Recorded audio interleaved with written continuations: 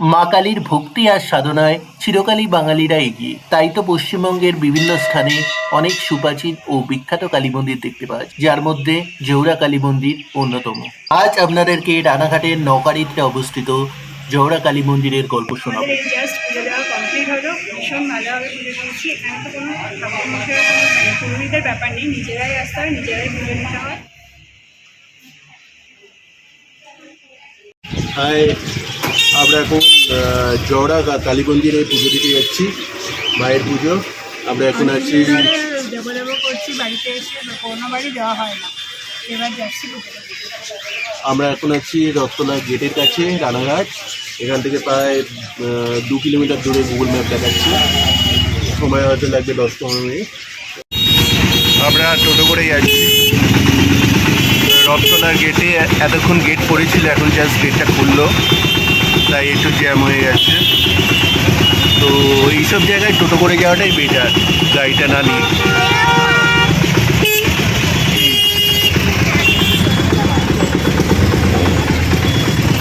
এই যে রথতলার গেট।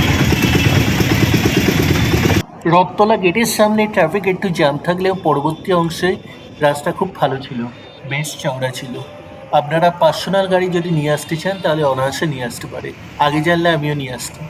আপনারা যারা ট্রেনে করে আসবেন তারা শিয়ালদা থেকে রানাঘাট লোকাল ধরে রানাঘাট স্টেশনে নামবেন।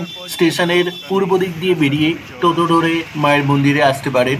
ভাড়া মাত্র 15 টাকা পার হেড। আর রথতলা গেট থেকেও টোটোর ভাড়া 15 টাকা। আমরা মন্দিরে ঢোকার কিছুটা আগে এই দোকান থেকে সন্দেশ কিনে নিলাম।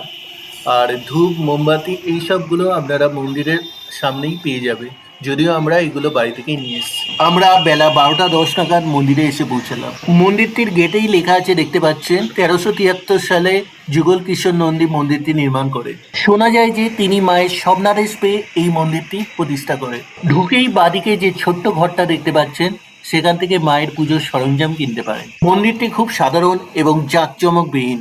মূল মন্দিরটিতে একটা বারান্দা এবং একটি গর্ভগৃহ আছে। মার মন্দিরের ডান দিকে একটা শিব মন্দির এবং একটি গ্রহরাজের মন্দির আছে। আর মন্দিরের গর্ভগৃহে ঢোকার আগেই একটা তুলসী মঞ্চ আছে। মন্দিরটি প্রতিদিন সকাল 7টা থেকে দুপুর 1টা এবং বিকেল 5টা থেকে রাত্রির 8টা অবধি খোলা থাকে। মা জৌড়ার মূল মন্দিরটি মালদা জেলায় অবস্থিত। সেখানে মা দেবী চণ্ডী রূপে পূজিত হয়। জৌড়া নামটা কোথা থেকে এলো সেই নিয়ে অনেক মত আছে। অনেকের মতে আগেকার দিনে ডাকাত দল মন্দিরের দেবী মূর্তির নিচে হিরে, জহরত বা জহর লুকিয়ে রাখতেন। সেখান থেকে জৌড়া কালী নামটা এসছে। মালদার মতো অনেক জায়গাতেই জৌড়া মন্দিরটি আছে, আর সব জায়গাতেই একটা স্তূপের উপর মার ত্রিমূর্তিটি প্রতিষ্ঠিত আছে। এখানে পুজো দিতে কোনো পুরোহিতের প্রয়োজন পড়ে না, আপনি নিজেই ভক্তিভরে মার পুজো দিতে পারেন।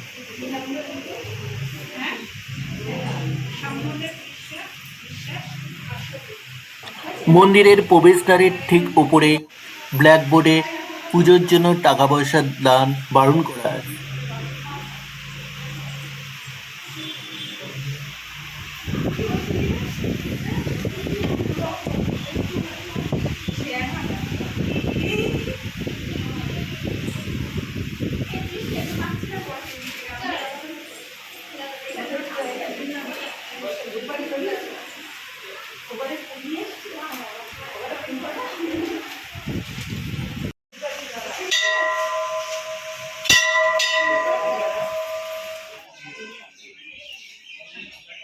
মায়ের গর্ভগৃহ থেকে বেরিয়েই ডান হাতে রয়েছে শিব মন্দির। সেখানে আমরা শিবের পুজো দিলাম।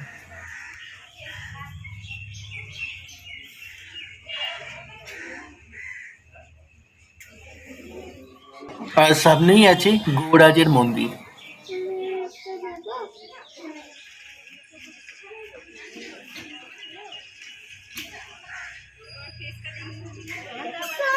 ঠিক আছে।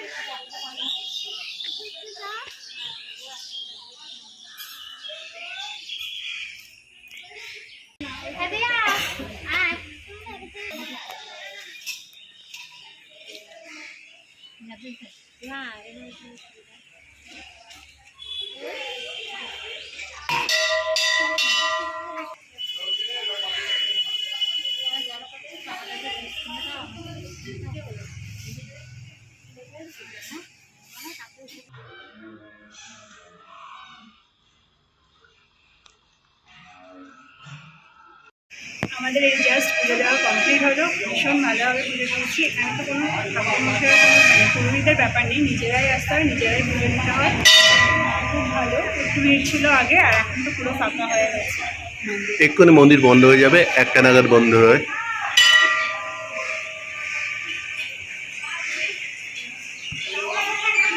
জওড়া মা খুব জাগ্রত, সবাই মনস্কামনা পূরণের জন্য এই কাঁঠাল গাছে গিট বেঁধে দিয়ে যায়, আর মনস্কামনা পূরণের পর আবার এসে পুজো দিয়ে যায়। রানাঘাট শহরটি কালী মন্দিরের জন্য বিখ্যাত। জওড়া কালী মন্দির দেখে আপনারা মা নিস্তারিণী মন্দির এবং সিদ্ধেশ্বরী মন্দিরও দেখে নিতে পারেন। এই নিস্তারিণী মন্দিরটি দক্ষিণেশ্বরের ভবতারিণী মন্দিরের মতো দেখতে। তাহলে বন্ধুরা, ভিডিওটা এখানেই শেষ করছি। ভিডিওটা ভালো লাগলে লাইক আর শেয়ার করবেন, চ্যানেলটা সাবস্ক্রাইব করে নিতে ভুলবেন না।